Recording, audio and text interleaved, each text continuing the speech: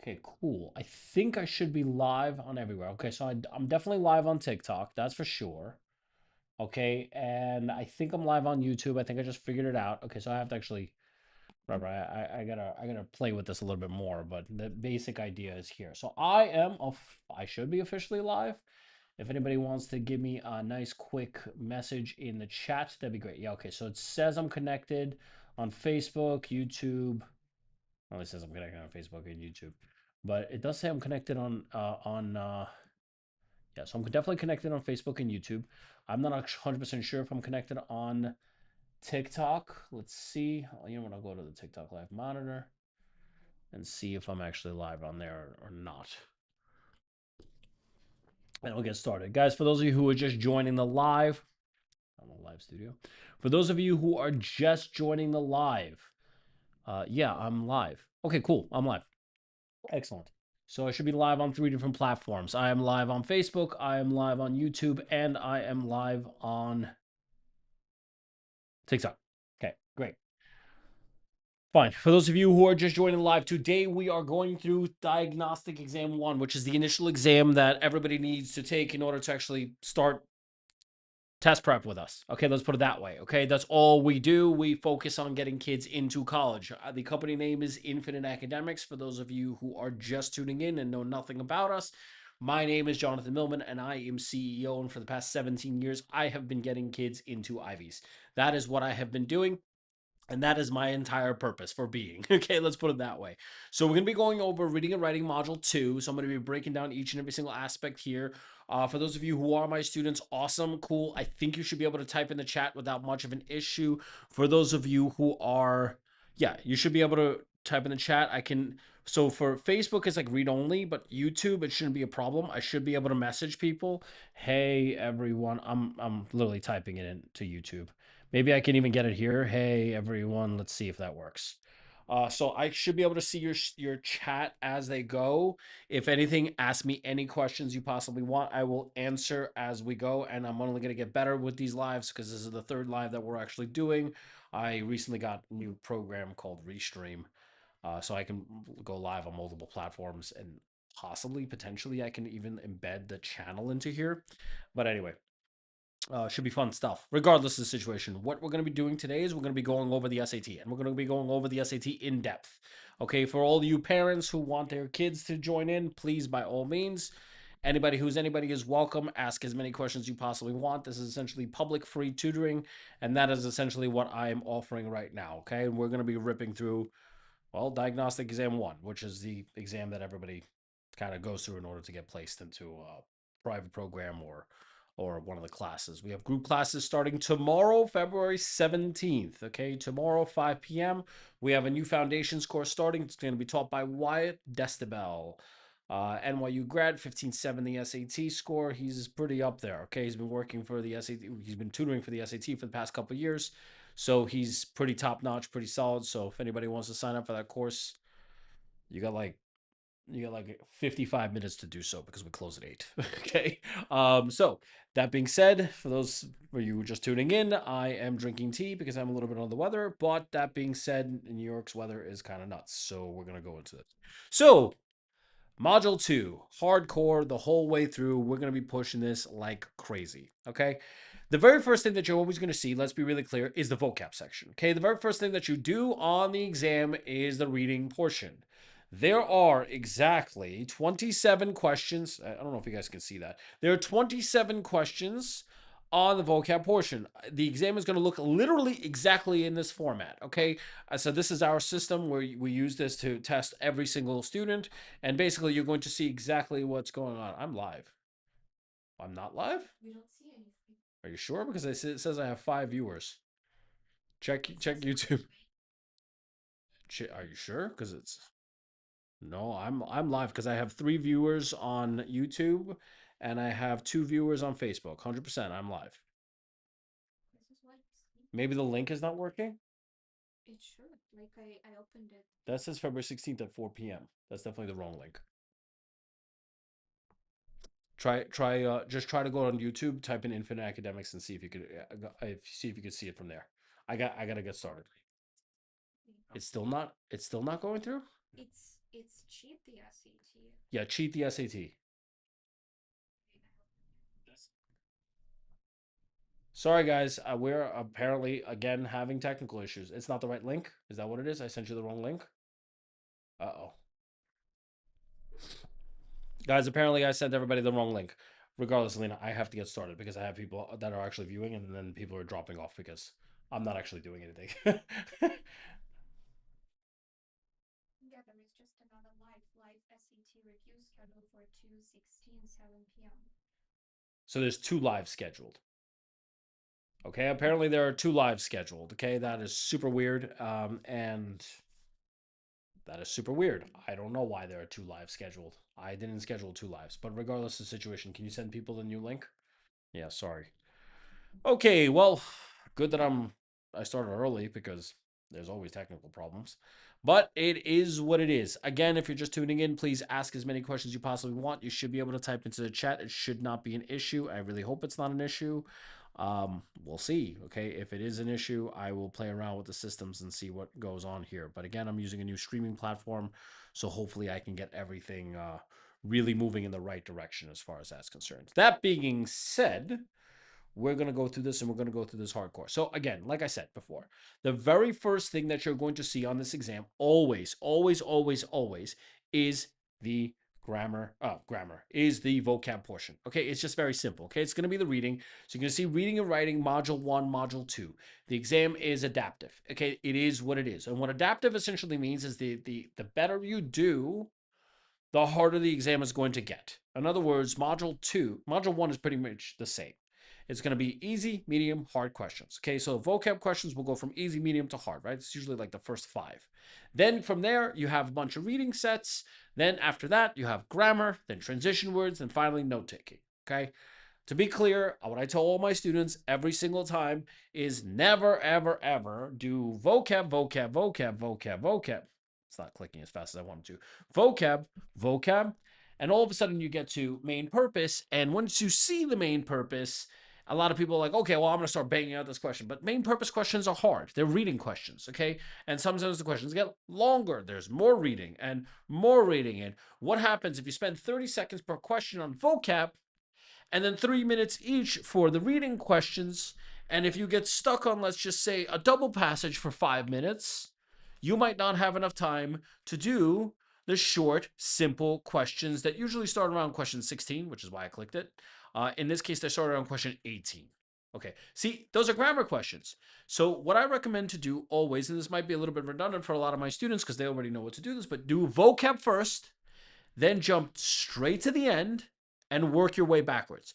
This way, you can't miss anything. It's kind of impossible to miss something, okay? You really can't do that, okay? So, idea again, just to be clear, do vocab questions, jump to the end, work your way backwards. Why? Not because it's easier, but because it's faster. Okay, the questions are faster, not necessarily easier. Big difference between the two. So just a heads up as far as that's concerned. Now I'm gonna start getting into these questions hardcore. So let's get into this. Okay, the way we do vocab questions is always the same. You want to plug in your own word into the answer choices. You have to plug in your own word into the answer choices because the second you start like plugging in the actual answer choices, you're in trouble. Okay, you're like in hard trouble. Like you're screwed. Okay, let's be really clear. If you plug in the words that you see, you will have a massive problem because they're gonna pick words, and by they I mean the College Board, the makers of the exam. They pick words in there that sound good, that look good, they fit good, they feel good, but they're wrong because the definition doesn't actually match the context of the text. So I'm going to do that step by step. Research on the dynamics of power and privilege in society often reveals a blank relationship between wealth and access to resources, further exacerbating social inequalities. Okay, so what's actually happening here, right? Again, we're researching power and privilege, right? In society, right? So, like the elite, aristocratic stuff, right? Often reveals a blank relationship between wealth and access to resources, further exacerbating social inequalities. So, clearly, it reveals like a clear relationship, or something often reveals a clear relationship, obvious relationship, don't know, correlated relationship, something along those lines, right? I'm looking for where that kind of fits. Okay, and then I'm going to look at the answers because I don't know, right? And what am I going to do here? So I'm going to go through each and every single one. Which choice completes the text with the most logical, precise word or phrase? So this is module two, so this is already going to be harder, and this is the hard version of module two. So I'm not going over the easy version because, well, it's easy. I'm not really that worried about that, right? So we're going to go through the hardest questions possible because that's the goal. If you get a bunch of easy questions in the exam, well, you're kind of in trouble because you're going to score lower. Okay. So that being said, tortuous. Okay. What does tortuous actually mean? Okay. Well, tortuous really means like short, steady, quick. It just doesn't fit here at all. Tenuous is weak, insubstantial. Oblique is off to the side. And reciprocal. Reciprocal is like the opposite of it. So the only thing that actually works in terms of like a direct correlation would be, or any kind of correlation whatsoever, is reciprocal. So it's kind of weird here. So I'm going to read a little bit further because I was looking for like a direct relationship. I wasn't looking for a reciprocal, which would be the opposite. But the only one that fits here at all would be reciprocal because it's the only one that's actually giving you like a mathematical relationship between one and the other. Funky. Okay, let's see. Research in the dynamics of power and privilege in society often reveals a reciprocal relationship between wealth and access to resources. Okay, I would think that it would be opposite in this case, but I think reciprocal in this context actually means that there's a direct correlation. I don't really know how that would fit here because reciprocal relationship like power and privilege I would have to deal with like is a direct relationship between wealth and access to resources, right? Reciprocal is a little bit on the funky side. Don't really see how that would work here, but like it's not going to be short. Okay? It's not going to be weak. And it's definitely not going to be like off to the side, which is oblique, right? Reciprocal relationship if you think about it in mathematics is like when one value goes up the other goes down. I mean, that's usually how I think about it. Okay, this is the only type of relationship I can really fit here. So I mean, by definition, the answer has to be D. It's a little bit of funky one though. A little bit of a funky one. I don't know. This is kind of like one of those questions, one of those answer choices that's like it's right by default. Or maybe it has a little bit more. Maybe I'm missing something. Access to resources further exacerbating social inequalities. Maybe they're talking about the reciprocal relationship between like social classes. But even that was like a little bit of a stretch. Again, this question's a little bit on the funky side. If anybody has any questions here, by all means, okay, ask in the chat. You can post. I think you should be able to post without an issue, and I'll be able to see them. But yeah, really a funky problem.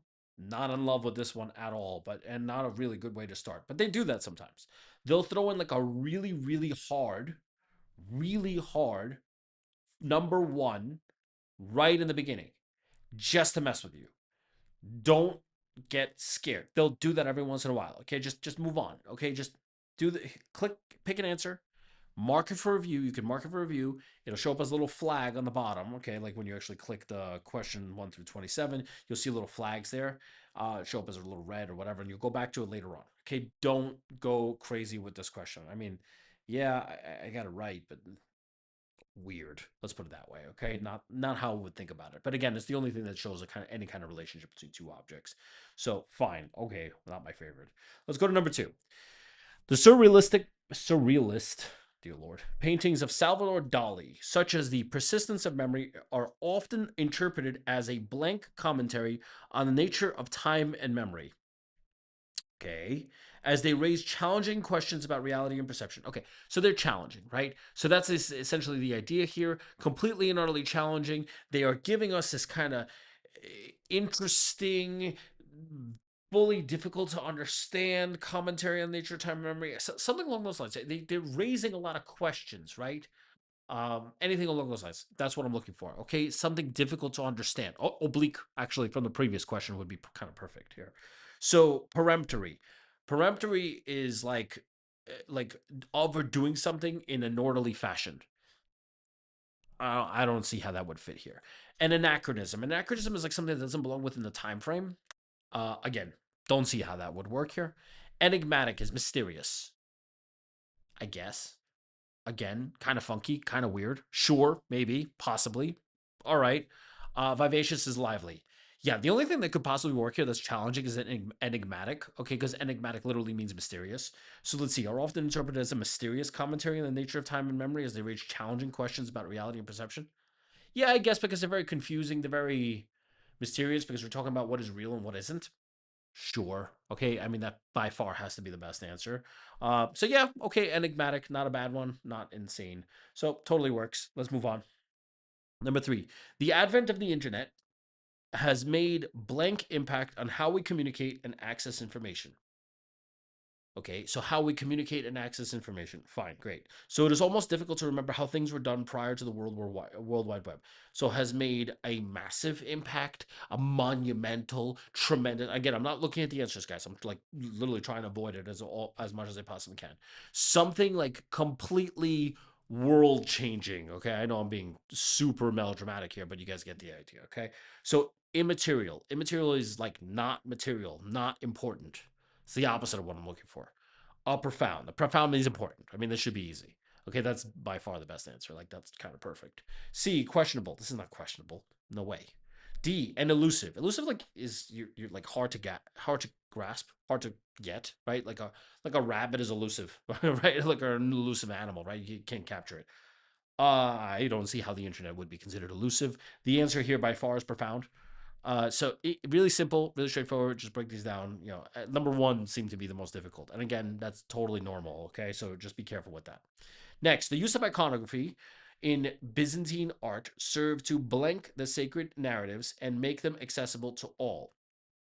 Okay, so basically, what they're using is they're using iconography to help people understand and make it accessible for everybody. In other words, like iconography is like drawing pictures. That's what it is. Okay. And the majority of people were illiterate at the time, right? Byzantine Empire, right? This is like 2,000 years ago ish. And the idea here is that like they needed to draw things out for people in order for them to understand it. Anyway, you guys get the idea. So serve to what? They complicate? Absolutely not. I'm looking for the opposite of that, right? Or serve to simplify, enliven, make it livelier. I don't see how making it something livelier would work here. Maybe I don't know. Okay, I'm thinking make simplify it, right? So enliven means make livelier. I don't see how that works. Tarnish means like put down, disparage. No. Okay, no way. And refute means go against. As weird as this is, the only answer that's close to this is enliven because, and then this is follow my thought process here. If you're enlivening like really boring text, right? If you're making it livelier, if you're really animated, kind of like what I do in classes, right? So I'm trying to entertain, I'm trying to keep it pushing because like it'll be more accessible to more people, it'll be more digestible, it'll be more understandable. And in this case, if they're enlivening, I guess that would kind of fit perfectly here, right? Because that would be the only thing that would make it more accessible. I would think to simplify, but I guess iconography, like making icons out of specific things, doesn't necessarily simplify things. It just makes it more entertaining, right? Because you're drawing it out, kind of what television is. Yeah, the answer here by far is enliven. So funky, but not impossible. Next, number five. Which was complete? Where am I? The rapid growth of technology in the 21st century has dramatically reshaped societal norms and practices. Okay, tech reshaped society. Fine, leading to a blank shift in how we communicate and connect with one another. So radical shift, major appeal, something along those lines. Okay, perfunctory. Perfunctory is like I'm having trouble defining what perfunctory is. Perfunctory is showy? No, I don't remember. Uh, weird. I don't remember. Vacuous. Vacuous is like over relating to like a vacuum, right? Like a hole, like something that's actually particularly empty. Yeah, I don't see how that would work here even slightly. Coterminous. Coterminous is like two things ending at one particular point, right? Terminating at one particular point. We usually like think about coterminal angles in geometry or coterminous when it comes to like wires and electromagnetism. Yeah, no. Okay, long story short. Tectonic. Tectonic is like massive, major upheaval. Holy crap, total, complete, and utter change. I mean, by far, tectonic is the right answer here. That is without like even remotely a discussion. My only question is, what is perfunctory? Perfunctory. Okay, so doing something quickly, routinely, and like without enthusiasm. So like almost like boring. Okay. I forgot about that word. Doesn't mean I wasn't right, right? So again, you don't have to know every single word. You might forget. Like I'm not walking Webster. I wish I was. Um, yeah, I totally forgot what perfunctory was, but I knew that word. Huh. Embarrassing. Anyway, yeah. So that's just what it is. Okay, tectonic is by far the best answer here, by like without even a question. Easy question. Again, number one was insane. Happens. Okay, now I'm getting to the reading questions. So I'm not going to deal with this, right? I'm going to go straight to the end, okay? Because that's what I do. Okay, why would I possibly deal with this question first? I run the risk of running out of time. And that's just basically what it is. So, note taking questions. Why do I say they're the shortest and the simplest? It's not simplest. I shouldn't say the simplest. On average, the simplest. Because you don't have to read much, okay? Well, honestly, you don't have to read anything, okay? All you have to do is really pay attention to the actual question. And I'm not kidding. Just pay attention to the actual question. You have to be very, very careful as far as that's concerned. Guys, if I ever pause in between, it's because I'm trying to check if there are any comments or everybody's live on YouTube. So that's perfectly fine. I'm pretty sure I'm live on Facebook as well. I hope I am. Um, let's see, TikTok. I have a couple viewers on TikTok, but nothing crazy. Yeah, again, if you have any particular questions, just let me know. Let me know. It should. It's like I have Anaya Rocks 2 or whatever. I just joined on TikTok. Okay, anyway, so I'm just gonna keep going back and forth to make sure that everybody's like all on the same page as far as this is concerned, regardless of the situation. I don't want to miss any questions particularly. So let's go through this. The student wants to describe the themes of the road not taken. The themes of the road not taken. Okay, themes are main ideas. Okay, that's what they are. So do we want to describe those themes? Sure. I don't know what the themes are. I actually never read The Road Not Taken. Probably terrible. I should probably read it. Not the point. Yeah, so I don't have to read anything else because every note taking question is exactly the same. And to be clear, the note taking question, how do I know it's a note taking question? I mean, it literally says student has taken the following notes. Like, duh. Okay. Again, and I don't read this. Like, this is nonsense for me. I never read this. Okay. It would be like very rare that I actually read this. And that would be only if I have like two or three answer choices that I'm completely and utterly stuck on. So, theme, main idea of The Road Not Taken. Cool. The Road Not Taken by Robert Frost makes use of natural imagery to explore its themes metaphorically. Okay, but that's not actually telling me what the themes are. That's just saying is like it's using imagery to find themes, but I don't know what the theme is. So, no to A. B. Let me zoom out because I can't see anything. Emily Davidson's analysis of The Road Not Taken highlights the role of sentiment and particularly regret in the narrative's reflection, but it says nothing about the themes. Again, I'm just talking about somebody's interpretation of what The Road Not Taken is. I don't care about the interpretation. That's out. C. Literary critic Emily Davidson notes that The Road Not Taken by Robert Frost effectively captures the complexity of decision making in life through its metaphorical language. But let's talk about its application to the real world. That has nothing to do with the themes. Not unless we're talking about like ethical or moral ramifications here, but that's not what the question's asking. So I'm going to hold off on C, even though C is much better than A or B. D, the theme of choices and their consequences in Robert Frost, The Road Not Taken. I mean, holy crap, that is like the slam dunk answer. They might as well just scream out, this is the right answer. I mean, D is by far the best answer, but I'll finish it. The Road Not Taken is represented by the two paths in the... Okay, stop it. I mean, clearly the answer is D. Like, it's not even like anything close, okay? Super easy question. Again, making my point that note-taking questions are on average the easiest questions. Next, student wants to highlight that Yuri Gagarin's, okay, I know who this is. He's an astronaut, just in case you don't know. Contributions to space exploration. Okay, guy, we want to know what the contributions actually are, right? So he landed on the moon and did this or whatever. Or he was the first man to travel around the earth. I don't remember what he actually did. Not the point.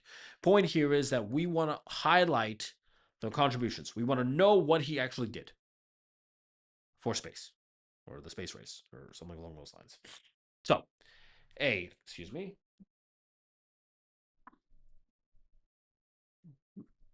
In 1961, the space program of the Soviet Union received international recognition for sending the first man into space. But that's talking about the Soviet Union, not talking about Yuri Gagarin, like at all. A's out. B. The Vostok 1 spacecraft orbited the Earth in 1961, paving the way for future space exploration. But that's the spaceship, not him. No. C. Yuri Gagarin successfully orbited the Earth for 108 minutes in Vostok space. Yeah, okay. I mean, that's clearly the answer. Okay. D. Yuri Gagarin. Oh, that sounds good too. Let me just zoom in right here. Yuri Gagarin's 108-minute journey in space brought international recognition to the Soviet Union, but it's what he did not for the space program, it's what he did for the Soviet Union. No. Okay, the answer has to be C because we're looking for what he did for the future of space. Because if you keep reading, it says 108 minutes in the Vostok spacecraft, setting the stage for future human missions into space. So Yuri Gagarin in space, not Yuri Gagarin and Soviet Union. I mean, the answer is clearly C here. So just be careful as far as that's concerned. Okay. 25. Guys, for those of you just tuning in, my name is Jonathan Milman. I am the CEO and owner of Infinite Academics. We are a test prep and college advising company that specializes in getting kids into Ivies. Okay, that's what we do. You are welcome to ask any particular questions. I do these YouTube and Facebook and now TikTok lives every Monday at 7 p.m. I want to increase the frequency. Unfortunately, time is not so forgiving. And that being said, I am here to basically explain and help as many people as I possibly can. That is the purpose of this live. If anybody wants to ask any particular questions, please by all means do so. I'm a little shocked at getting literally no questions. I'm a little shocked. I'm gonna check the TikTok and see what happens here. Um, yeah, I'm a little shocked. I got nobody here. Huh? Maybe it's something wrong with the actual live. No clue. Anyway, all right. So regardless of the situation, we're gonna keep going. So, but I got a lot of people on YouTube. 6 or 7. I got 6 or 7 live viewers. All right. Well, regardless of the situation, let's keep pushing. The student wants to summarize the quantum computing's characteristics and potential in a balanced and pragmatic manner. Okay. Quantum computing characteristics and potential. So, in other words, where can quantum computing actually go? How far can we push this? How much can we actually get done? Stuff like that. I don't know. Something along those lines. So let's see. A. Quantum computing, utilizing qubits, leverages the principles of quantum mechanics despite the challenge of building stable quantum computers. Okay. It is it summarizing kind of actually. It's summarizing the characteristics and potential. I kind of like that. Despite, but the problem with this doesn't really talk about the potential, right? Because it's just talking about exactly what it does and talk about the challenges involved in quantum computing, nothing to do with the actual manner and the potential. Like where can it go, right? So yeah, I'm not loving A. Let's put it that way. Okay, let's go to B. The quantum computing uses quantum mechanics principles and has the potential to significantly affect the field. So here it's talking about the potential, right? But I still don't know what the actual characteristics are. So I got to do two things here. I got to talk about the characteristics of quantum computing and its potential. Here it just says has the potential to significantly affect fields like cryptography and AI. Great, that's a lot of potential, I guess, but it doesn't really talk about the characteristics at all. So I'm gonna hold off on B. I mean, B is a possibility, but not my favorite. C, quantum computing powered by qubits can process numerous calculations at once. Okay, that's characteristics. Love it. So far, it's great and might transform several scientific fields. Wow, that's super vague. That is super vague. That's like basically saying like, okay, well, here are the characteristics, and it's there's potential. Like, okay, you are answering my question. So I guess C is better because it does talk about two different things. It does talk about the characteristics, and it does talk about the actual potential here. I don't see the balanced and pragmatic manner if you really pay attention to the question itself. But yeah. Okay, this is like really like okay, possibly. Okay, possibly the answer could be C. I'm going to go to D just to see what happens. Quantum computers capable of simultaneous computations have vast potential. Okay? But their practical construction is still a significant challenge. Oh, well, that's by far the best answer. Okay, and I'll tell you why. because not only is it talking about the characteristics, right? Capable of simultaneous computations, that's the characteristics. But then it talks about the vast potential and the practical and balanced, right? Which is exactly what I'm looking for, balanced and pragmatic manner. I mean, guys, the answer has to be D because it's like word for word, okay? But a little bit on the harder side because B was not terrible, it was just missing a key point. C was super vague, but D by far has to be the right answer. Yeah, so. And guys, I'm not doing this with answer choices, and if you guys think I have this all memorized, that would be really cool. Okay, but I'm doing this live completely just to show you that this exam is easily beatable. You just have to know what to do, when, how to do it. That's it. Okay, and all the questions become exactly the same. 24, we got more. We got more. Oh my God. Okay, last note taking question. Okay, and then we'll go on to transitions. So the student wants to underline the importance and vulnerability of the Great Barrier Reef. Okay, Great Barrier Reef. Let's break this down. And we got to talk about importance and vulnerability. Okay, a reef is vulnerable. I can see that, right? Because there's coral in there. It's vulnerable. It has lots of significance. Okay. Anyway, it's important. It probably balances ecosystems. There's a whole bunch of stuff involved, right? Anyway, let me see if I can move this a little bit because I see you guys. Oh yeah, I could totally move this. Um, that should do it. Yeah, that should do it. Yeah, that's much better. Oh, that's much better because that way everybody can see everything. Okay, cool. Next. Student wants to underline the importance of vulnerability. Fine. A, the Great Barrier Reef is the world's largest coral reef system and is home to. Okay, but that's just defining what the coral reef is. That doesn't help me at all. B, the Great Barrier Reef stretches over 2,300 kilometers off the coast of Queensland, Australia, but is threatened by rising temperatures. So it's definitely talking about the actual like threat here. Okay, and talking about rather vulnerability, right? But it doesn't really talk about the importance. It just talk about the size. So no to B, right? Because it's missing a huge piece. C, rising temperatures due to global warming are threatening the survival of the Great Barrier Reef, which is home to endangered species. Oh, there you go. Importance, right? Endangered species, like, actual living things, and the fact that it's vulnerable. So, I mean, that's kind of perfect. Just going to go through D real quick. In 1981, the Great Barrier Reef was listed as I don't care. I don't care what it was listed at. That doesn't answer my question even slightly. I'm looking for, again, the importance and vulnerability, and this says neither. So the answer here is definitely C. Let's keep pushing. 23. Finally, overcome with hunger, he stopped in an orchard, devoured several apples, got a stomachache, and took an hour-long nap. Cool. So, transition words, let's talk about those really quickly. The idea behind a transition word is essentially wherever the transition word is located, it transitions from the previous sentence to the next sentence, to its sentence, well, the one it's connected to. Okay. So, just to give you an idea of what that actually looks like, lots of writing. Let's go for, I'll just pull up something real quick. I just need a random note. Okay. So if I look at any kind of every single one of these has to have a maximum. It's either one sentence, it's either two sentences or three sentences.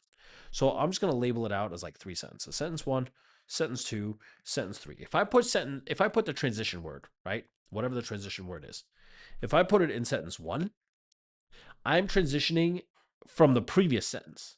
And sometimes they do that. Sometimes they'll pull in a transition word in the first sentence and be like, well, what are we transitioning from? And it's really hard in that situation because you have to like kind of guess like what the hell we're actually going at because we don't have a previous sentence. That's the issue here. But they can do that. Just a warning, they can totally do that. You have to see where it's actually headed and what's possible in this situation. So it's very complicated. These are by far the hardest. Next, they can put a transition sentence in sentence two. If they're putting a if they're putting a transition in sentence two, they're moving the topic focus from one to two. And they put it in three, it's moving from two to three. Okay, it's just that simple. All right, so just a warning as far as that's concerned. Now, if I keep pushing through, I'll go back. Again, now the idea here is finally overcome with hunger. He stopped in an orchard, devoured several apples, got a stomachache, and took an hour-long nap. Blank, he still managed to finish in fourth place. Okay, so he did like all these crazy things, and yet, right? I'm looking for a contradiction here, okay? Because there's really 6 different types of contradictions, which is something I really discuss in my course, and I give them all the possible examples of what can happen. And you're looking for a contradiction, so which word really contradicts? In this case, in addition. Additions always add on new points. That's out. As such is creating an example. This is not an example. Somehow is a perfect example, is a perfect contradiction, right? Because it's like, how did he do this? Like this just doesn't make any sense. Okay, so somehow he still managed to finish in fourth place. Yeah, because but he still managed to finish fourth place. Like surprisingly, he still managed to finish in fourth place.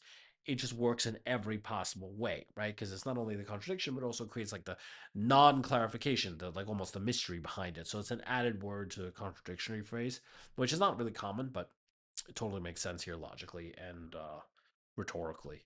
So yeah, that's the idea. And therefore, as a causation, causations create cause and effect relationships. So like this happened, then that happened as a result.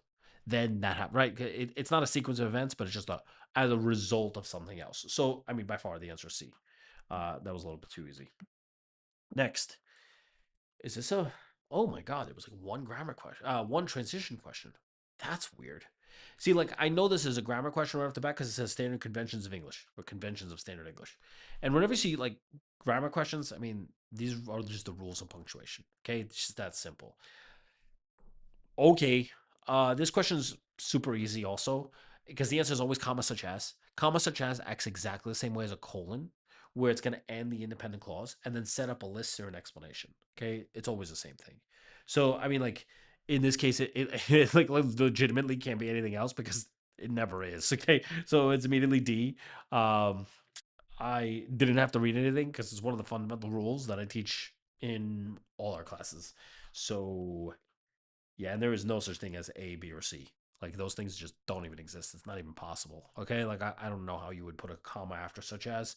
You're not going to do a such as colon because a comma such as is the same thing as a colon. It makes no sense. You're going to end the independent clause twice. What? And not comma such as comma. You're not going to put a such as in a positive. That would be incredibly rare and incredibly complicated. And I don't even want to think about it. Let's move on. 21. Which choice completes the text so that it conforms to the convention saying, okay, let's go through this. Like, why am I reading the question? Every grammar question is exactly the same. So let's see. So, using the principles of Mendelian inheritance, plant breeder Luther Burbank successfully crossbred various plant species.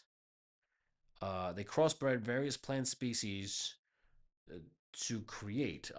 Like it wouldn't be creating, right? So it would just be flat out to create. This is the infinitive verb situation because we're specifically referring to well, it's not the infinitive verb situation because if it was the infinitive verb situation, then if you have the plant breeder would Luther Burbank, the plant breeder would be creating. That would be the infinitive verb scenario. So a lot of my students are curious as far as how that works, and sometimes it will be creating. Because the subject is matching off with a different verb, and instead of the subject directly doing the action. In this case, the subject is directly doing the action. Guys, just to be clear, not to confuse anybody, it's like clearly A, okay? You don't have to overcomplicate it. But if instead, if it's descriptive, Luther Burbank is like creating, right? We're just, he's not specifically creating, but more we're describing the plant breeder. Then it would be the infinitive verb, and then it's a possibility of it being D. But in this case, it's just like uh, the plant breeder, Luther Burbank, did this to do that. Okay, it's just that simple. Okay, don't overcomplicate this, like I'm doing right now. So I'll stop. Okay. Anyway, 20. Take Bartlett pairs. Okay, this is another like comma such as situation, except in this case, for instance, I mean, yeah, it's got to be like a comma such as. So comma such as the same thing as a colon. So let's see if I have a possibility here. Um, I actually don't have any possibilities, just like a flat out comma such as, so I actually have to go through this. So let's see. Some fruits, particularly those that naturally produce a large amount of ethylene, do not respond as well to 1-MCP chemical treatment. Okay, and then so here's the thing with transition words. Transition words can go in the beginning of a sentence or at the end of a sentence. It really just depends. And in this situation, the for instance is totally a transition word. Okay, that's what it is. And we're putting the transition word at the end of the sentence to really understand you have to really understand that the for instance is actually transitioning from the previous sentence. So this is actually more of a transition problem than it is a grammar question. They love these questions. They really love these questions. So the way I'm thinking about this is I'm going to put for instance instead of the end, I'm going to put it at the beginning of the sentence. So I'm going to go, okay, so some fruits don't respond well to this chemical treatment. For example, Bartlett pears and then I'm going to explain what happens. That being said, if you're doing that, if I'm going to go, for example, comma, Bartlett pairs, colon, explanation, right? It worked kind of perfectly in this situation. So the answer by far is B. Yeah, that's without a question. Okay, the answer here is definitely B. Because we're just basically moving the transition word from the end to the beginning. So think about, for instance, moving it to the very beginning and going, for example, right? For instance, for example, same thing. So for instance, take Bartlett pairs, colon, colon's the same thing as a period. So we'll come, the only difference is that for a colon, what comes after has to be an explanation or a list. But in this case, we're doing an explanation, which is says, unless they are treated with exactly the right amount of 1-MCP at exactly the right time, they will remain hard and green until they rot, and consumers who experience this will be unlikely to purchase them again. I mean, that's like a super slam dunk answer. The answer here is definitely B. But we already knew that. So let's keep going. 19. When the majority of workers, guys, whenever you're starting off with a sentence with like a when, a verb, except unless it's just gerund, when, I should say that, okay, immediately it's going to be a Dangler modifier problem. So when the majority of workers are tired, okay, the effects, subject, noun, are readily apparent. I would end the sentence right there. I'll be like, the effects are readily apparent, period, right? So let's see. Do I have something that would particularly end the sentence? Yeah, I have two options here. So the options that I immediately have are B and D, right? So because colons are the same thing as a hyphen, they're actually identical. I don't see any issues with B and D, except for one thing right now. If you look at D, it has a comma at the end of it. Now, am I going to do, let's see the last part of the sentence, right? Loss of sleep, comma, not only lowers productivity, but also, that doesn't make any sense. Why am I separating loss of sleep with not only? Like, what am I describing here? Not only is describing? No way. So I'm just going to go, loss of sleep not only lowers worker, or rather, not loss of sleep not only lowers productivity, but also leads to injuries. I mean, that would be perfect here. I don't need any commas. Again, commas separate clauses. We're not separating into clauses here. Loss of sleep not only, right? I mean, we're just describing the whole thing. Sleep not only. Not only is the modal verb. It works quite well here. No way. The answer has to be B. So yeah, again, cross out A and C right away because they make no sense. We have to end the independent clause. And then what comes after, it could be a colon or hyphen, but I don't need a comma at the end. So D can't be right, which is how I know. Again, colon and hyphens are basically the same thing on the SAT. And anybody just tuning in who's like a super grammar Nazi, yeah, okay, guys, that's not technically true. Colons and hyphens are, of course, different for different reasons, and I'm not going into why or how, or it's just not necessary. On the SAT specifically, they are the same, and that's all you need to know. Next, 18. A study linking dog ownership with the development of a stronger immune system was conducted to see if it was possible for children who lack pet specific allergies can own a pet. Great.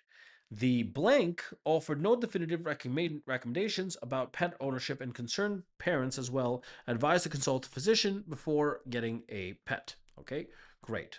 So fine. Let's go through this. The scientist, comma, involved in this recent study. Okay, so that's in a positive. When you put two commas in that's descriptive like that, involved in this recent study is directly describing scientists. Okay, but the scientists are involved, right? The scientists, that's the subject, are actually involved. They're directly being described. I don't think I can remove it here.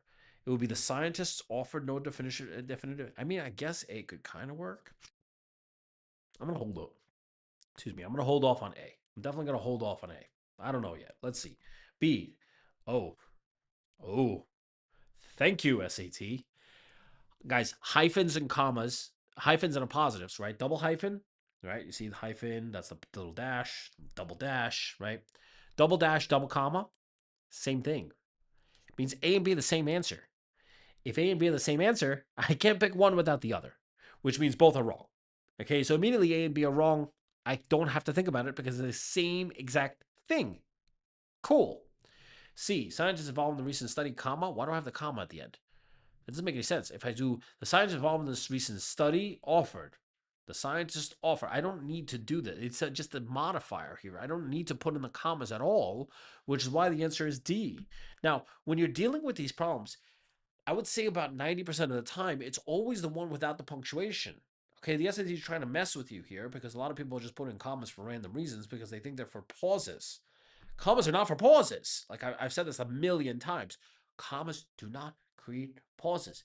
Yes, when you read it out loud, you read a pause. Fine, but that's not why you put a comma. You can't put in a comma just because you want to put 1,000 pauses in there. It's just wrong. Okay, commas separate clauses. That's what they do, and they separate clauses for descriptive purposes. This is not descriptive. This doesn't work. Okay, so just a warning as far as that's concerned. Next, 17. Aha! Now we get to reading stuff. Fun. So let's rip through this. Okay. Now, when we're dealing with these, okay, what like a kind of like a weak strategy is to do all the short questions, right? Because you want to get as many questions right as you possibly can. So anything with like less reading, do those as fast as humanly possible because you definitely want to get through those. And it's like it's a possibility. I don't know. I wouldn't like I wouldn't bank on that like strategy. But it's something that I've seen some kids do, regardless of the situation. It's worked for some people. I wouldn't really push that idea. Anyway, let's go through this. A research group led by Dr. Laura Thompson, Dr. William Houghton, and Dr. Emily Parker focused on the mechanism that allows solanum, whatever, plants to accelerate fruit ripening in response to increased sunlight exposure. They replaced the protein, whatever, in the plants with a similar protein found in other species, potato, that unlike S, whatever, shows no acceleration in fruit ripening with increased sunlight. Fine. So they basically replaced one protein with another, and they wanted to see whether or not this fruit is going to ripen faster or not. That's simple. Okay. A comparison of unmodified S, whatever, with the altered ones showed no difference in fruit ripening under normal sunlight conditions, but under highlight sunlight conditions, the unmodified plants displayed accelerated fruit ripening, while the altered ones did not. So, in other words, if there's a lot of sun, right, this is really useful because if there's a lot of sun, um, will it ripen faster, right? So, this is really important because, especially if you have like plants, or I shouldn't say plant, fruit or vegetables that are out in the sun for too long, then they're going to ripen too fast, and they're going to spoil, which is a huge issue. We want to make sure that food doesn't spoil in like a day, right? It can actually be transported for a longer period of time. Anyway, so which suggests that what sunlight sensitive. So the idea here is that like we're trying to make sure that the fruit that we're replacing this protein uh, the fruit actually doesn't ripen as fast. That's the idea here behind replacing this protein marker or this. I guess it's like a gene response. No, it's just literally a protein. Okay, fine, whatever. So we're trying to reverse engineer this or something along those lines. Anyway, A, sunlight sensitive accelerated fruit ripening is unique to S whatever. It's unique. We don't know it's unique because we don't know anything about any other plants. So that's a complete out. No way. B, S, whatever increases five production as sunlight exposure increases. Does it? Okay. I thought that's not the point here, right? I thought they replaced the protein with a similar protein found in other species that shows no acceleration. So quite the opposite. Five is not being created at all in the modified plants. So we're not talking about the altered ones did not. We're talking about the altered ones. We're just trying to describe the altered ones, not the non-altered ones. We don't really care about the non-altered ones. That's regular fruit and vegetables. You see what I'm saying? And potatoes. It doesn't really fit here. By the way, complete the text. You have to look for support, infer, and stop. Okay? Support is looking for information that's going to actually back up the text, back up the claim. Infer is going to be inferred by the text, actually give you like information behind what the text is actually saying. So you have to like pull information out of it. And stop means actually end it, right? So you have to still match what's being said in the last sentence. And in this case, what actually is being said in the last sentence, that that if we have sunlight, a large amount of sunlight, five is not going to be created at all because we have the different type of protein that's there. C, five enables whatever to respond to increased sunlight exposure. Does it? Let's see.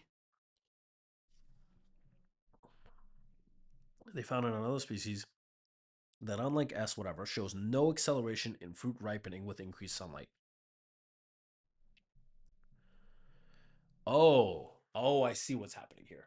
So basically, what this experiment is proving is that the 5 protein has to do with fruit ripening or potato ripening, whatever. Okay. So this protein is responsible for the ripening because that's what they did here. That was the whole purpose of this experiment. The whole purpose of the experiment was like, okay, you replace the 5 protein with something else, and all of a sudden, no ripening under increased sunlight levels. So 5 is responsible for this. So it's literally what C says, that 5 is responsible for this. So that's exactly what it does. So the answer has to be C, but I'm going to go through D just in case. A certain level of sunlight exposure is required. No. I mean, what? It doesn't talk about how much the levels of sunlight exposure is. Yeah, C is by far the answer because, again, all this experiment is proving is that the 5 protein, right, PHYB, whatever that is, it is essentially responsible for the fruit actually ripening. Okay, that's how you have to think about this, right? Because if we remove the 5 protein, it doesn't ripen under extreme sunlight conditions. That's essentially what's happening. Okay, tough-ish. I'll complete the text questions are all toughish in my mind. So whenever you see these are rough. Okay, based on the text, what is true about Raskolnikov? Okay, so every single time you see a true question, what is true? This is narrow scope, explicit question. It's got to be directly stated. You just have to find this in the text. That's it. You don't have to do anything other than literally find it completely word for word. The following text is from whatever Dostoevsky's novel Crime and Punishment. The protagonist is a poor student living in St. Petersburg who commits a horrifying crime. Yeah, he kills some old woman because he's hungry. I did not, well, more than that, but anyway. I did not bow down to you. I bowed down to all the suffering of humanity. Whoa. Okay. He felt that he had reached the end of his tether, that it was not possible to endure his torture, that he had to get out of this room, out of this house, throw off all his oppression, all his entanglement, all his horror at once this minute, and to run away no matter what, where, no matter where, no matter what, the consequences, whatever. Okay, Raskolnikov was planning to overthrow a hostile entity. Whoa.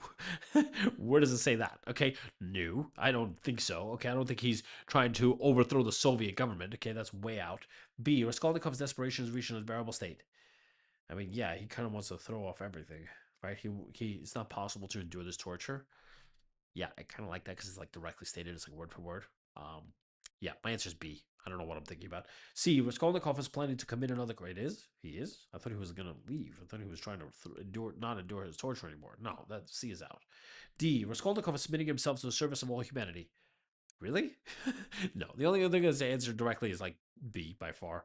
I mean, this is super easy, like all narrow scope explicit questions. So just a warning. If ever you see what is true, boom, easy question. Next. Uh Okay, data table chart. Okay, when we're dealing with data tables and charts, you're thinking about TTK. TTK stands for titles, trends, and keys. Titles, trends, keys, titles, trends, keys. Okay, titles, well, it gives you information about what the actual table is. Pay attention to the actual table. Trends is what's increasing, decreasing, and keys will help you decipher the actual chart, data table. Whatever, you get the idea.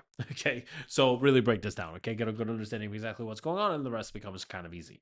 So that being said, uh, soil acidity can affect leaf count in certain plant species with acidophilic, acid loving plants thriving in acidic soil. A botanist conducted an experiment to demonstrate this effect. For the experiment, 3 plant species were chosen, 2 acidophilic species and 1 that prefers neutral pH levels. The botanist grew plants from each species in both acidic and neutral soil. After a few months, the average leaf count was measured, leading to significant finding that what? I'm going to read that one more time because I don't know what the hell I just read. With acidophilic, whatever plants thriving in acidic soil. Okay, experiments to demonstrate this fact. For the experiment, 3 plant species were chosen: two acidophilic species and 1 that prefers neutral pH levels. Fine.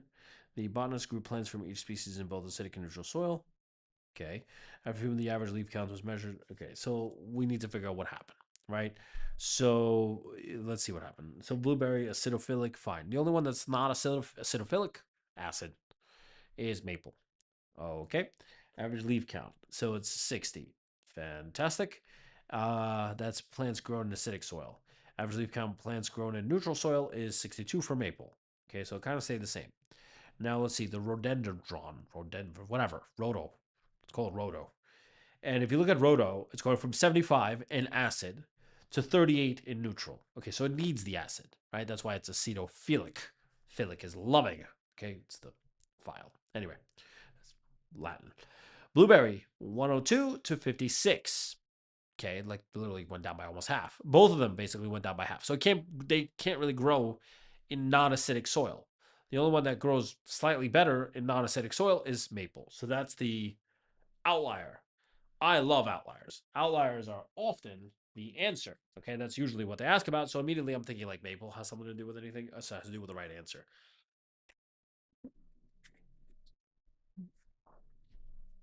Anyway, A, blueberries and rhodo, being acidophilic, had significantly more leaves when grown in acidic than in neutral soil. I mean, that's kind of slam dunk answer. It's a significant finding that. I don't know if that's significant though, because we already knew that they were acidophilic. I don't know. It just seems too easy. Maybe. B. Maple trees not. I like maple trees not being acidophilic and nearly the same leaf count. No, they didn't. No, they didn't. I mean, let's put it this way: they did have the same leaf count, right, in both acidic and neutral soil. But what good does that do? That's kind of like maple trees not being acidophilic and nearly the same leaf count in both acidic and neutral soil. Yeah, but what does that tell me? I don't know either. Okay, again, this is like telling me direct information from the table. I knew this question was going to be harder than it was, than originally thought it was. I don't know about B. I have no clue because right now I'm liking A and B at the moment. C. Blueberries had the highest leaf count among three species. I don't care about that. That's not the point of this. The point is whether or not the actual plant or fruit or whatever it actually grows in acid or neutral soil. So whether blueberries have the most amount makes no difference. D. Rhodo showed a smaller leaf count difference between acidic and neutral soil conditions. I don't care about that either because it doesn't tell me, okay, so it grew better in acid soil. Maybe it grew more. I don't know. It doesn't make a difference here. I'm looking for the difference between acids and bases here. So let's go through. After a few months, the average leaf count was measured, leading to significant finding that blueberries and rhodo, being acidophilic, had significantly more leaves on grown acidic soil than in neutral soil. Finds that there was a major difference between them. Maple, not being acidophilic, had nearly the same leaf count. I'm missing something here. The botanists grew plants from each species in both acidic and neutral soil. That's great. First neutral pH. Oh, I see. Okay, now I see it. For the experiment, 3 plant species were chosen: 2 acidophilic species and one that prefers neutral pH levels. Guys, the neutral pH level here is a control, right? That's the control of the experiment. So it's supposed to stay the same. That's what we're trying to make sure, right? Because if it's not acidophilic, that means it's not going to grow. It's not going to grow less, whether it's acidic or non-acidic. It should be the same no matter what. Okay. So if maple is the control, we don't care about the control. I was looking at it differently. I was like, okay, that's the outlier between the other two. In this case, no, maple is the control, right?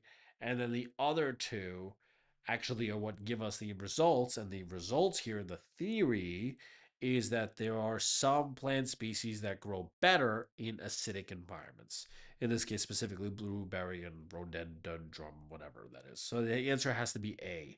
Hard question, like really hard question, because I really had to think about what the hell B was saying. I mean, because they give you basically two right answers or two answers that directly refer to the graph or data type, which they do often, by the way. Okay, this is not rare in any possible way.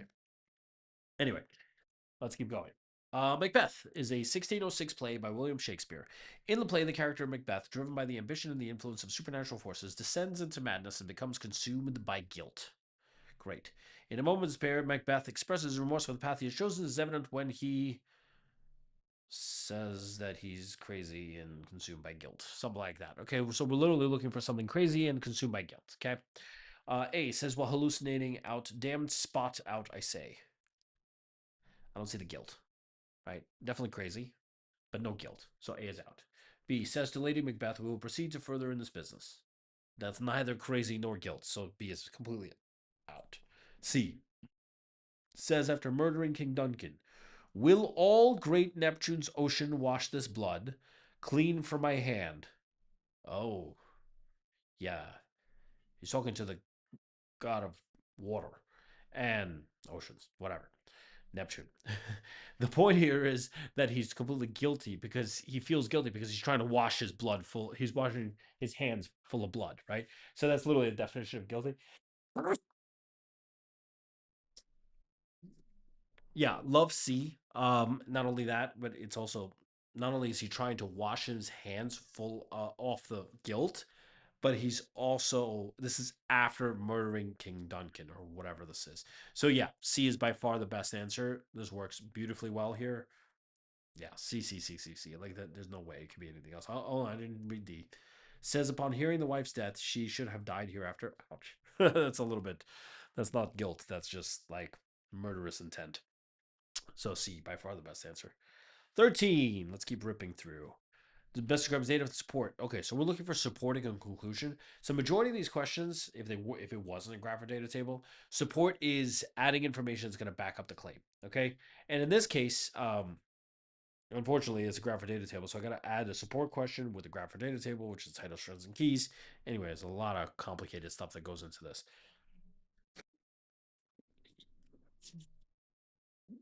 The compression ratio of an engine significantly affects its overall performance and fuel efficiency. Okay. Often traditional engine designs fall short with suboptimal compression ratios that limit performance. Fine.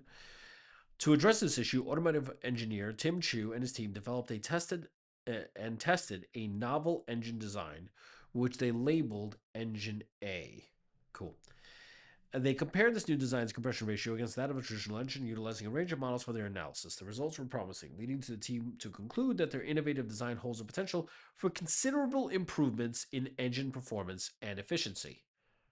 Okay, so we got better performance, better efficiency, better, better, better.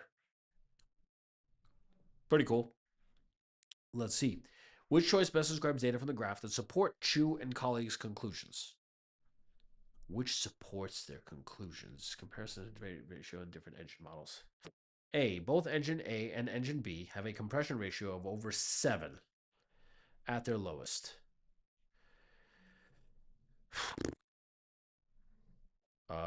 Yeah, but that doesn't say anything about the fact that A is better, right? The whole point of this conclusion is that A is supposed to be better on every front. I need basically an answer that's going to tell me that A is better on both aspects. So that's definitely not A. B, engine A's lowest compression ratio is comparable to the highest. I mean, yeah, A is better than B. I mean, that's kind of a slam dunk hit, so that's really what I'm looking for. C, engine B's highest compression ratio is approximately 8.5, while engine A's highest compression ratio is around 10. I'm comparing the highest with the highest versus I'm supposed to compare the lowest with the highest.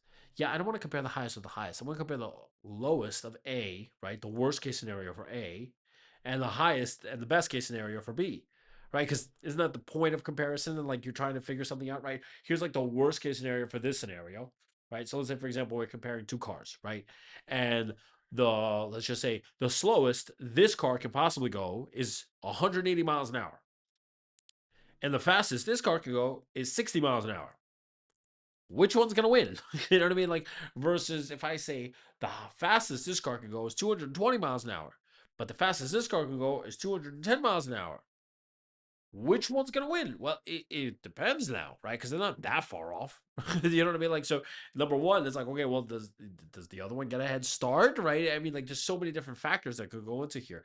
Yeah, definitely B right now. Not C. D. There's a substantial difference in compression ratio between the lowest and the high. No, but I want to know what the actual difference is. So D doesn't tell me anything. So the answer has to be B. Eh, I wouldn't say it's hard. It was just a little bit annoying because you have to think about C. Let's keep going. Which finding from Mason and Anderson's study, if true, most directly rebut the. So this is an undermine question. They like to throw in the rebut question every once in a while, which is literally the definition of undermine. Okay, just a heads up there. Rebut the viewpoint held by supporters of the classic theory in sports psychology. I'm going to read that again. Which finding from Mason and Anderson's study, if true, would most directly rebut the viewpoint held by supporters of classic theory in sports psychology? Okay, so I have to actually think about this one because I have to understand what the actual theory is first and then come up with my own answer here. Because the idea behind support on my questions is always you're adding on brand new information, or you're always adding on brand new information to either back up the claim or go against the claim. I just have to figure out what the claim is. So proponents of classic theory and sports psychology insist that practicing yoga does not significantly improve rather, an athlete's performance in competitive sports. Contrary to this, sports psychologists Veronica Mason and Ryan Anderson conducted a study comparing athletes who integrated yoga into their training routine with those who didn't. So they integrated yoga. Is there training routine with those who didn't? Whatever. Okay, fine. Let's keep going. Mason and Anderson tracked the participants' performance in their respective sports 4 months following the study's initiation. So what their claim is that usually the claim is all the way at the end. In this case, the claim was in the beginning, which is kind of cool. And what they're saying here is that yoga does not improve an athlete's performance. Does not. Interesting. Okay, let's go. Athletes who integrated yoga into their training routine displayed significantly improved performance in their respective sports 4 months after the study began. But isn't that going like against the claim? I don't really see how that would work here, right? Like, what does that have to really do with anything? B, athletes who did not integrate yoga into their training routine demonstrated significantly improved performance. Uh, Hold on. Now I'm getting myself confused. Let me see what the supporters are actually saying. Contrary to this, sports psychologists conducted a study comparing athletes who integrated yoga into their training routine with those who didn't. Okay, we'll care. It's just that proponents. So, what are we asking for? What's the classic theory? It's just that practice yoga does not significantly improve an athlete's performance in competitive sports. Oh, I see. Well, it's okay. This is complicated only because it's hard to figure out what actually is the classic theory. The classic theory is Veronica Mason and Ryan Anderson, because this is sports psychologists conducted a study comparing athletes who integrated. So Mason attracted. Wait, hold on one second. Now I'm confused. Proponent. Oh no, hold on one second. Proponents of classic theory and sports insist that practicing yoga does not significantly.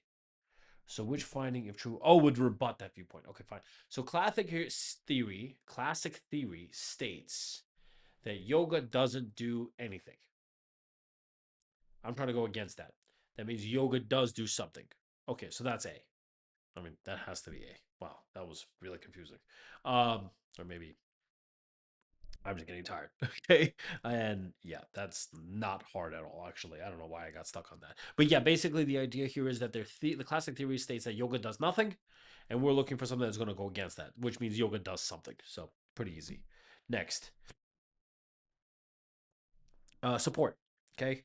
So let's see. Bioengineer Dr. Nina Schmidt suggests that exposure to bioengineered environments designed to mimic natural habitats can increase empathy for endangered species. She conducted a study where participants spent time either in a bioengineered rainforest environment or a regular urban park, after which their attitudes towards endangered species were evaluated. Okay. So let's see. Would most strongly support her claim. Participants who spent time in the urban park were significantly more likely to report feeling refreshed after the experience than were participants who spent time in the bioengineered rainforest. I don't know what's happening here. So, most strongly support her claim. What is her claim again? She conducted a study where participants spent time either in a bioengineered rainforest or regular park, after which their attitudes towards endangered species were valued. So, in other words, if you put something, it's like kind of like Walden, Henry David Thoreau, if you don't know. If you put somebody inside a rainforest, they're going to be more empathetic towards animals because they can relate to them better. Something along those lines. So let's see. Most strongly support her claim. So what would support this? Let's see. A participants who spend time in this urban park were significantly more likely to report feeling refreshed. Refreshed. I don't care about the refreshed. I care about the fact that they would alter their attitudes. They'd be more empathetic. No. B. Participants who spend time in the bioengineered rainforest are significantly more likely to express a desire to visit a real. No. No. C. Participants who spend time in the bioengineered rainforest showed a significantly more positive attitude toward endangered species. I mean, C is by far the best answer. I'll check it just to be sure. D. Participants who spend time in the bioengineered rainforest are significantly more likely to express interest in bioengineering. No. What does it have to do with this? That's super easy. Without a question, the answer is C. Okay, next. Uh, let's see. The question: which choice most likely? Okay, so data support the historian's proposition. So we got to figure out what the historian's proposition actually is.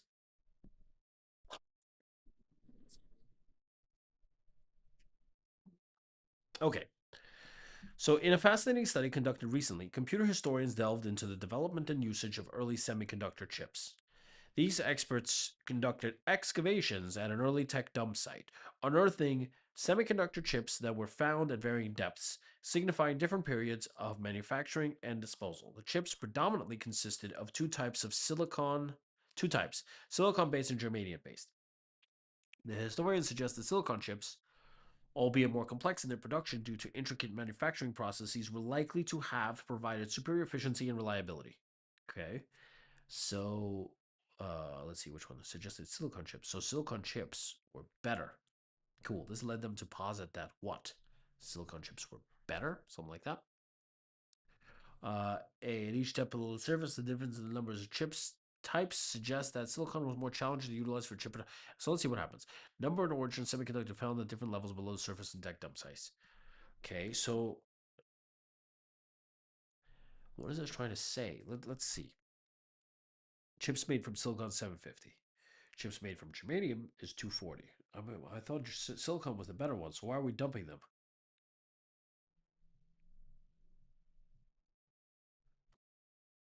Oh, I see what's happening. So we just use them more. So obviously, because we use them more, we're just gonna have more of them in dump sites, right? Because the computers don't get old, so it doesn't matter.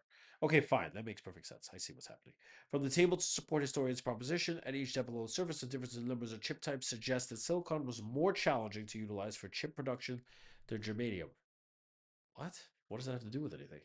Uh, no, no. There's nothing to do with suggesting silicon is more challenging to utilize. It actually says quite the opposite. Silicon was easier to utilize, and you can see that clearly. That silicon is there's just more of it, right? For every possible scenario, it doesn't matter where we dump it or where it's buried, how deep it's buried. Silicon was just being used more because it's easier to use. So A is completely out because it contradicts the passage. B, the highest number of chips were found. By the way, the graphs and data tables could contradict the passage, and the passage could contradict the graph and data table, but it doesn't in this situation, right? Because you have more silicon chips being made rather at every single depth. So that works here in every possible way. B, the highest number of chips were discovered at depths of 3 to 4 meters below the surface, suggesting a surge in the production of semiconductors during that period.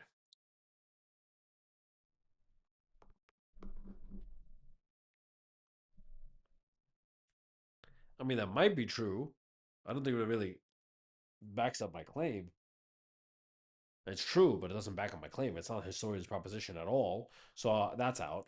C, at each depth below the surface, the difference in numbers of chip types suggests that silicon chips were favored due to their superior performance. Yeah, 100%. I mean, that's literally what I said like 10 times. Just to check, D, the greater number of chips found at depths of 5 to 6 meters when compared to 4 to 5 suggests an evolution in the materials. Evolution of materials. Okay, no, stop it. We're not creating new materials. We're only talking about two different types of materials, which is silicon and germanium. The answer here has to be C. Number 9, double passages. Double passage is always the same, so you always have to compare and contrast the two passages. And the passages will either agree with each other, disagree with each other, or expound off each other. Okay, basically, expound just means they build off each other. You just have to figure out what the authors are actually doing, right? Are they agreeing? Are they disagreeing? Or are they building? Are they expanding? Okay. Uh, Expanding just means they're neither agree nor disagree. Anyway, the coexistence of a vast array of microscopic phytoplankton species in ocean waters has long puzzled ecologists. According to conventional wisdom, one dominant species should outcompete others, resulting in a monoculture. However, attempts to explain the phenomenon have not yielded satisfactory. Okay, so basically, we have two species, and rather, let me rephrase. Yeah, we got two species, right? Oh no, actually, I lied. We have multiple species. We have like millions of different types of species. It actually doesn't tell us. But if you have all these different types of species, you would think that one would win over the other, right? Like, we don't have multiple types of human species, right? Because we won. Okay, let's just put it that way. Okay, but in phytoplankton, they're really small, so you'd think that one would win. And basically, text one is saying we don't have a solution. We don't have an explanation for this. Okay, let's look at text two. Ecologist Michael Barrenfield and his team challenged the conventional understanding of phytoplankton coexistence. They propose that the small size of these organisms, combined with the dense nature of water, creates physical constraints that limit their movement and interaction. Okay, so they don't go together. They kind of just get stuck, right? So basically, like the density of water and the fact that there's physical constraints here they don't they limit the actual interaction here. So consequently, direct competition among phytoplankton species is less prevalent than previously assumed. So this is less prevalent than previously assumed. So it's less important. Okay, so basically, I see what's happening here. So the phytoplankton are so small that the water itself is so dense, it creates too much of a space. So they actually don't wind up competing in the first place because they never touch. Because basically they're so tiny, it's like even though there's like billions of them, they're too far apart because the relative distance between them, those two, are too small in comparison to everything else. So essentially, text two is the explanation for text one. So does this contradict? I don't know if it contradicts. I think it more like expounds off each other, right? Because text two is really giving the explanation to what text one is saying. Text one is like, okay, we don't have an explanation. Text two is like, here it is. Okay, so what would text two say about text one? It would be like, okay, we do have an explanation. So you're wrong. We have an explanation. That's basically what's happening. Okay, so in this case, I guess we do disagree. By recommending that ecologists shift their focus to investigating the diverse ecological roles played by different phytoplankton species, the diverse ecological roles, I don't really see how that fits here. Okay, no. B, by asserting that routine replenishment of ocean nutrients is the primary factor preventing competition between phytoplankton species. Routine replenishment? What does that have to do with anything? No, we're talking about density of water. No. C, suggesting their own findings provide a complete explanation for the coexistence. Complete explanation? Whoa. That's very extreme. I try to avoid extreme answers at all costs. I'm going to hold off on C. D, by arguing that the conventional view fails to account for the physical constraints imposed. Yeah, I mean, that's literally what I just said. The answer has to be D. Yeah, again, C works, but it's way too extreme.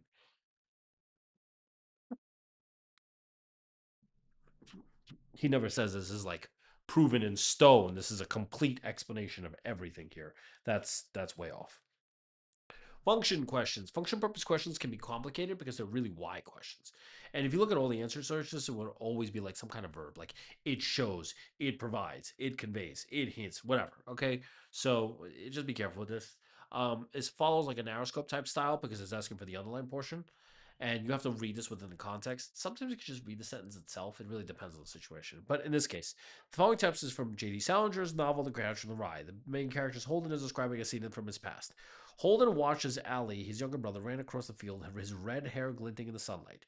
There was a timeless quality to the scene, a strange mixture of joy and sadness that made Holden's heart ache. He wished he could keep Ali forever in that moment, unchanging, untouched by the harsh realities of life. Okay. Timeless quality to the scene, a strange mixture of joy and sadness that made Holden's heart ache. Fine. A. It showcases Allie's energetic and playful personality. Is it? It's quite the opposite. Strange mixture of joy and sadness that made Holden's heart ache. How does that fit here at all? B. It provides a detailed description of the field. No, it doesn't. This is not a field. C. It conveys Holden's deep emotional connection to his brother. Ugh. Holden's heartache? Maybe. I mean, that's a stretch. D. It hints at a secret that Holden is keeping from Allie. No, but it's still talking about the scene and the strange mixture of joy and sadness that made Holden's heart ache. And he's talking about Allie. He's not talking about keeping a secret from Allie. He's talking about his relationship and his feelings towards Allie. Okay, so then the answer has to be C. Okay, by far, because there's nothing else that could possibly work here. Because it really talks about that he wished he could keep Allie forever in that moment, unchanging, untouched by the harsh realities of life. That point right there, it's just the scene itself is talking about his qualities and his understanding and his love of his brother. Okay, that's basically what's happening here. Number 7. Is this the final one? Nope. I got 2 more. So we'll break down this one, the next one, and then we'll call it a night. And I will finish off next week module 1 math, which will probably take like 20 minutes. So I'll probably do another one. I'll probably do another exam after that. Next week, I'll probably do a real SAT, by the way. I'll probably do like November from last year, right? November 2025 or December 2025. I'll do something really, really like relatively new. Let's put it that way, because those are some good questions, good problems, and yeah, it's more relevant. Let's go. So the following text is adapted from Leo Tolstoy's 1869 novel War and Peace. The character Pierre is observing the burning city of Moscow. Okay, another function purpose question. The buildings in Carriage Row, across the river, the bazaar, and the proverb, whatever, as well as the barges on the Moskva River and the timber yards by the whatever, were all ablaze. Pierre knew this. He could see flames for an instant, then smoke, and then glow of flames again. He could also see people and hear their voices. A drone of voices, footsteps, and greetings deafened Pierre, and the light and glitter of the flames, the excited shouts, and the knapsack straps that crossed his back confused his mind. Pierre turned away with repugnance and, closing his eyes, took some steps back. Okay. Okay. A drone of voices, footsteps, and greetings deafened Pierre, and the light and glitter of the flames, the excited shouts, and knapsack. Okay, this is like revolutionary type style writing. I don't really care about what's going on here. I just want to understand what the function is going on here. A, it underscores the intensity of the fires that consume the city. I don't really think it's talking about the intensity of the fires. That really doesn't fit here. B, it suggests Pierre's revulsion. He's not revulsed. He's not disgusted. C, it conveys a suddenness and instinctual nature of the crowd's movement. Doesn't really talk about the crowd. I mean, it does a little bit. Maybe. D. It shows the disorientation and confusion Pierre is experiencing in the midst of the cat. Yeah, it talks more about him. The fact that he's so distracted, the fact that he's so confused. I like D by far. Okay, like being the best answer. I mean, C is a possibility, but we're not really talking about the crowd. We're talking about him, right? It fits much better if we're just talking about him more so than anything else. So yeah, D by far.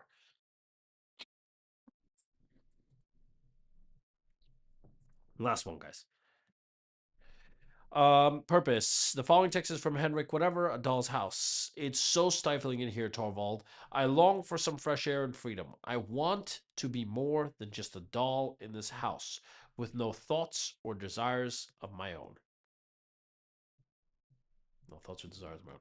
A. To depict the protagonist's dissatisfaction with her limited role in her environment. Main purpose of the text. No thoughts or desires of my own. So there are no thoughts or desires of his own. I'm not sure. Depict the main purpose of the text. Why writing this? So in other words, doesn't want to be trapped. Doesn't want to. So we're looking for something that's going to say like they want freedom, right? Torvald wants freedom essentially. To pick the protagonist's dissatisfaction with limited role in her environment. Actually, I guess right because if she feels trapped or he, I don't know if it's a he or she, not the point. The point here is that it kind of fits here, okay? B, to criticize societal expectations. I don't see societal expectations. That's out. Because we're just talking about the house, right? One place, not the whole, all of women. This is not like an allude to something greater. C, to explore the theme of individuality. Quite the opposite. Well, actually, I wouldn't say the opposite. It's not so far fetched, right? Because we are talking about the fact that she does want to explore some sense of individuality and self discovery, but I don't really see that here. D, to highlight the protagonist's yearning, wanting for independence and professional achievement. Independence, yes, but not professional. What does that have to do with anything? The answer has to be A because it's talking about the fact that she doesn't like her situation in the house. She is not just a rag doll to be pushed around. I mean, the answer has to be A. Yeah, cool.